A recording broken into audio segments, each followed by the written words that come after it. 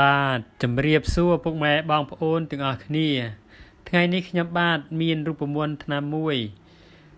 លើកមកបង្ហាញចែកជូនពុកម៉ែបងប្អូនទាំងអស់គ្នាថ្នាំនេះពិសាហើយបាត់ឈឺសរសៃដៃសរសៃជើងបាត់ឈឺចង្កេះបាត់ជាប់ចង្កេះជាប់ចន្លោះបាត់ឈឺសរសៃផ្សេងថ្នាំនោះរួមមានទី1វើបណ្ដូលពេជ្រនេះចំនួន3ជុំក្បាលយើងយកមកវាស់នឹងក្បាលយើងឲ្យបាន3ជុំទី2គឺបន្លៃនេះយើងថ្លឹងឲ្យបាន3ខាំយើងថ្លឹងឲ្យបានចំនួន3ខាំហើយទី3គឺផ្លែក្រូចសើចចំនួន7ផ្លែបងប្អូនបេះយកអាផ្លែធំហើយកុំអោយចាស់ពេក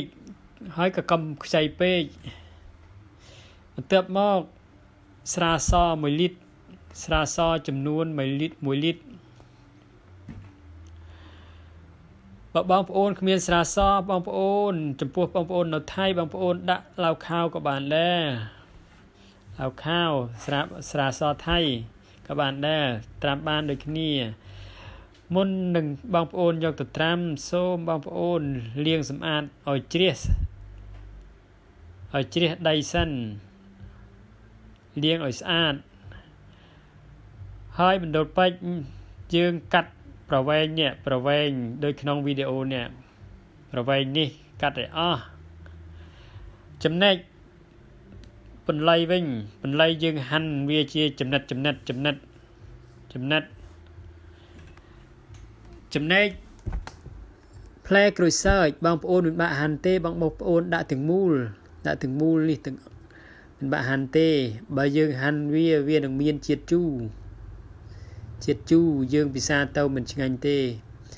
ផ្សំថ្នាំនេះបានហើយចំនួនប្រហែល1អាទិត្យទើបបងប្អូនយកមកពិសា1អាទិត្យ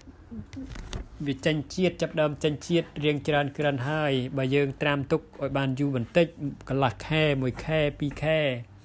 យកមកពិសាកាន់តែល្អព្រោះវាចេញជាតិច្រើនថ្នាំនេះបើមានជាតិថ្នាំកាន់តែច្រើនចេញកាន់តែខាប់ចេញជាតិថ្នាំច្រើនល្អពិសាហើយនឹងបាត់ឈឺភ្លាមចំពោះបងប្អូន